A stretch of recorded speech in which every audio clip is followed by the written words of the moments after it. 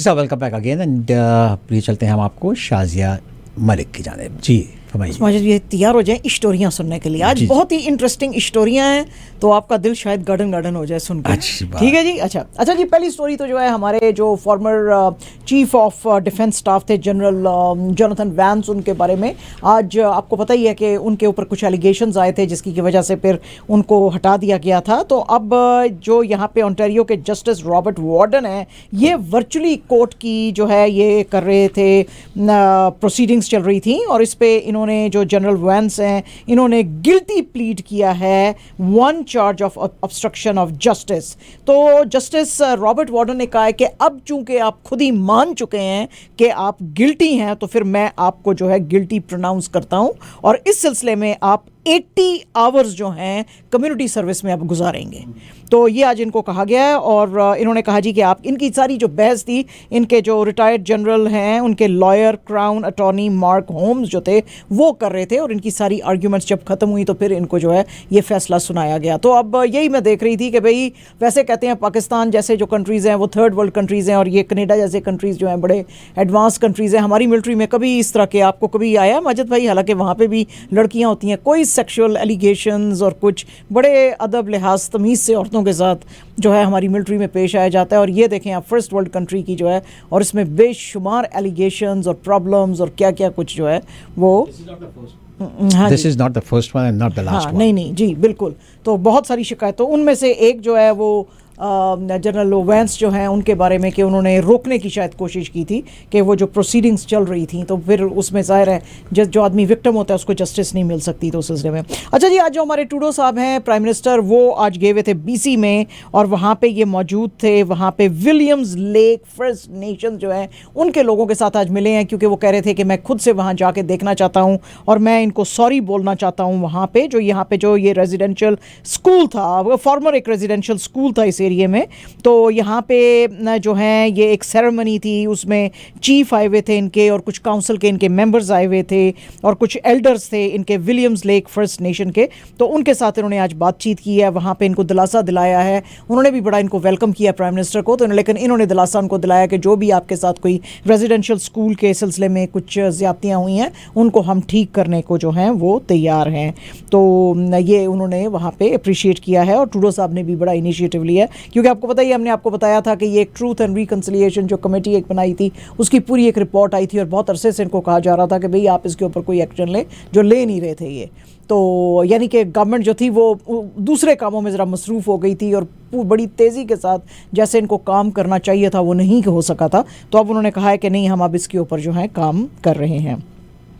अच्छा जी, आज जो हमारी सॉलिसिटर जनरल हैं ओंटारियो की सिल्विया जोन्स, उन्होंने आज एक तकरीब थी और उसके अंदर ये अनाउंसमेंट किया है कि ये जो वॉलंटियर्स थे बहुत सारे, क्योंकि वॉलंटियर्स तो आपको पता है कि जिस ऑर्गेनाइजेशन में बेचारे जाते हैं वो पैसे भी नहीं लेते हैं, लेकिन फिर भी इतने लंबे प्रोसेसेस होते थे किसी भी ऑर्गेनाइजेशन में जाने के लिए, वॉलंटियर वर्क के लिए, कि जी आपके पुलिस चेक्स होंगे, और अननेसेसरीली बहुत सारे पैसे उनको वहाँ पर देने पड़ते थे पुलिस चेक्स के लिए। तो आज इन्होंने अनाउंसमेंट की है कि एटलीस्ट 5 पुलिस चेक्स जो आपके होंगे वो आपके फ्री होंगे, लेकिन हर किसी वॉलंटियर के लिए नहीं।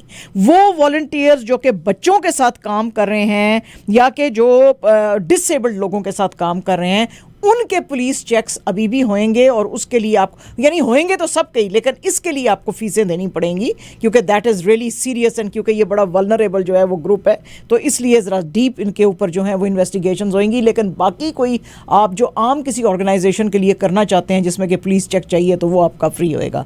तो ये अब काफ़ी जो है इससे लोगों को इनकरेजमेंट मिलेगी, क्योंकि आपको पता ही है कि कोविड के रहते हुए बहुत सारे जो स्टाफ मेंबर्स थे वो भी कट गए हैं, तो वो भी कट गए हैं, और वॉलंटियर्स भी नहीं आएंगे तो वो ऑर्गेनाइजेशंस कैसे चलेंगी। तो उन्होंने कहा जी एक तो पेंडेमिक आ गया, ऊपर से ये इतने सारे हमारे जॉब्स भी नहीं रहे और पैसे भी हमें देने पड़ेंगे, तो हम वॉलंटियर वर्क के लिए भी नहीं आएंगे।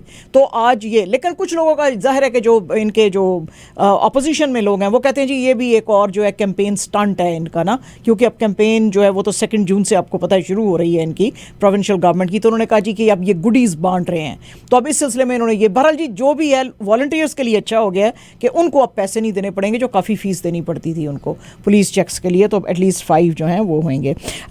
ये भी एक जनाब बड़ा मुद्दा था यहाँ पे कि जो बाहर से फॉरेनर्स आ जाते हैं वो घर बड़ी बड़ी कीमतों पे ख़रीद के रख के चले जाते हैं और क्या करते हैं, समर के समर आते हैं और उस घर को यूज़ करते हैं।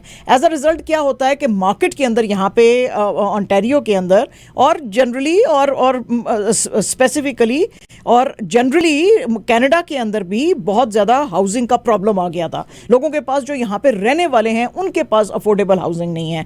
तो ये एक प्रॉमिस किया था इन्होंने, वैसे तो फेडरल गवर्नमेंट ने किया था और ओंटारियो गवर्नमेंट इनकी तरफ देख रही थी कि ये कब हमें जो है इसका मैसेज देंगे, लेकिन अब जब फेडरल गवर्नमेंट की तरफ से इनको कोई इशारा नहीं आया तो आज इन्होंने खुद ही अनाउंस कर दिया है कि जो भी फॉरेन होम बायर्स हैं उनके ऊपर जी अब हम एक टैक्स लगाएंगे और ये सोचा जा रहा है कि ये टैक्स जो है 15 to 20% के करीब हो सकता है और ये पूरे प्रोविंस में, पहले कहा जा रहा था कि शायद कुछ इलाकों में लगाएंगे जैसे कि जो है greater golden horseshoe region के अंदर जो है ये पहले अप्लाई किया जाता था, अब कहा जा रहा है कि पूरे ये सूबे के अंदर लगाया जाएगा, पूरे ओंटारियो के अंदर लगाया जाएगा।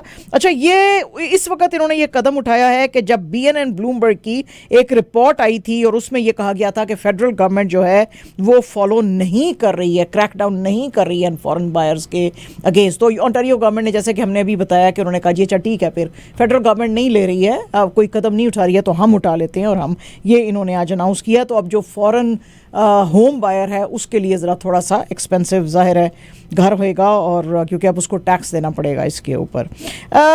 इसके अलावा आपको पता है माजिद भाई, हमने थोड़े दिन पहले कलीद रशीद साहब को यहाँ पे बुलाया था और हमने उनसे पूछा था कि ये जो इतनी ज़्यादा अफोर्डेबल हाउसिंग की प्रॉब्लम है उसके लिए आप प्रोविंस वाले जो हैं क्यों जोर नहीं दे रहे हैं। तो कलीद रशीद साहब ने हमारे जो चैनल पे जब आके बात की थी तो उन्होंने कहा था जी नहीं, बहुत सारी चीज़ें हमारी तरफ से नहीं आती, कुछ चीज़ें जो हैं म्यूनसिपैलिटीज़ की तरफ से भी आती हैं, तो अप्रूवल्स नहीं मिलते हैं। हालांकि ओंटारियो गवर्नमेंट जो है उसने दे दी हैं अप्रूवल्स। आज एग्जैक्टली वही हुआ है कि ओंटारियो गवर्नमेंट जो है अब स्टेप अप कर रही है और अब म्यूनसिपैलिटीज़ को पूछेगी कि अगर हमारी तरफ से अगर आ गए हैं आपको अप्रूवल्स तो फिर आप जो हैं क्यों नहीं जस्ट स्पीड अप कर रहे हैं चीज़ों को, अप्रूवल प्रोसेसेस को तेज़ क्यों नहीं कर रहे हैं ताकि लोगों को मिले। ये देखिए, अगर जो वो लोग जो हमारे देख रहे हैं टीवी चैनल जो देख रहे हैं वो देखेंगे ये रेडिट का, we are really thankful to Reddit, उनका ये बड़ा एक जो है मॉकिंग किस्म के बिल बोर्ड्स थे जो कि डाउनटाउन टोरंटो में लगे हुए थे, homes are for investors, families can go rent, यानी ये उन्होंने मॉक किया हुआ था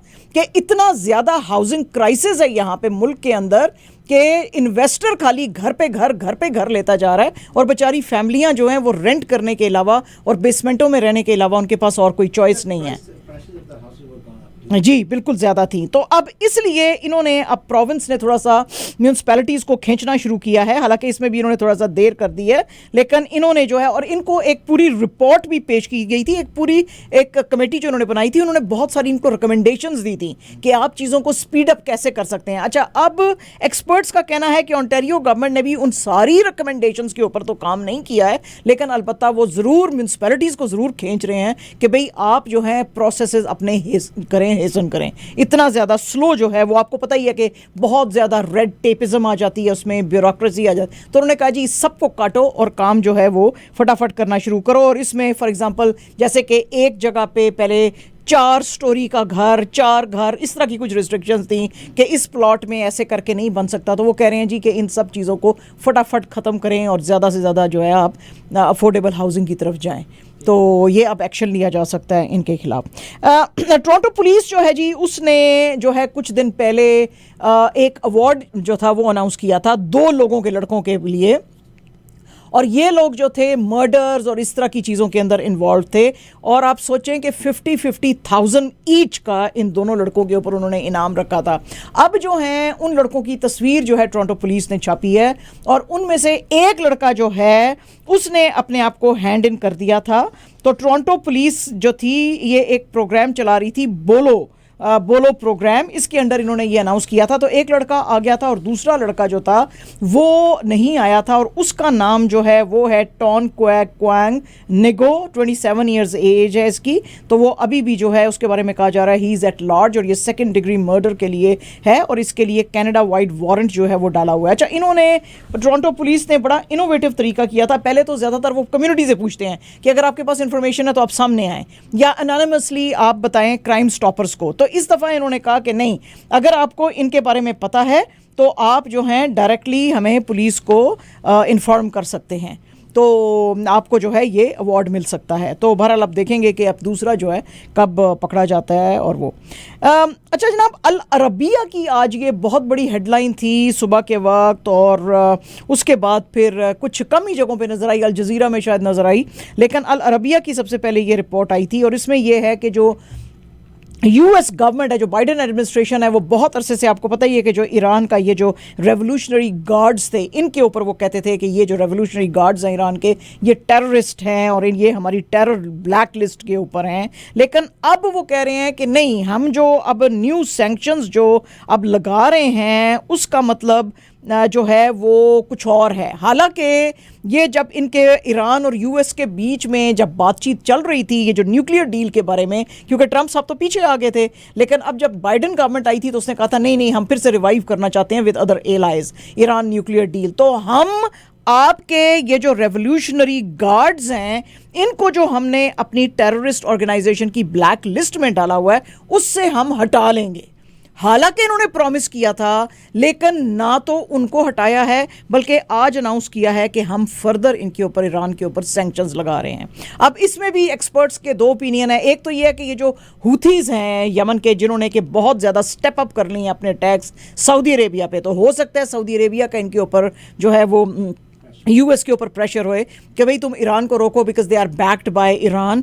और या कि दूसरी तरफ ये भी हो सकता है कि वो कहते हैं जी कि ईरान के ऊपर अभी भी, चूंकि वो अब ईरान अब और रशिया, चाइना, पाकिस्तान ये एक ब्लॉक बनते जा रहे हैं, तो ये सारे जो कंट्रीज़ हैं इनके ऊपर सैंक्शंस लगाने की ज़रूरत है। तो ये भी वजह हो सकती है कि आज उन्होंने कहा है कि हम इनके ऊपर फर्दर जो है वो लगाएंगे।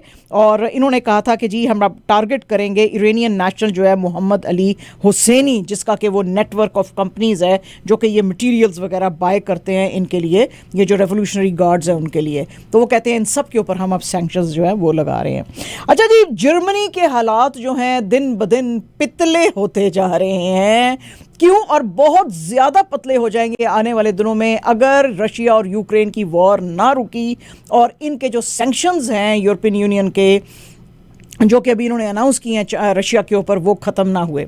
आज जो इनके इकोनॉमी मिनिस्टर हैं रॉबर्ट हेबक, उन्होंने आज बहुत ही डायर कंडीशन जो है वो आज पेश की है।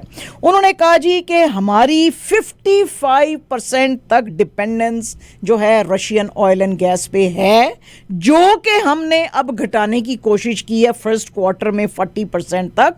बट इवन 40% भी एक जर्मनी जैसा कंट्री जो यूरोप की लार्जेस्ट इकोनॉमी है उसके लिए एक्सट्रीमली वाइटल है।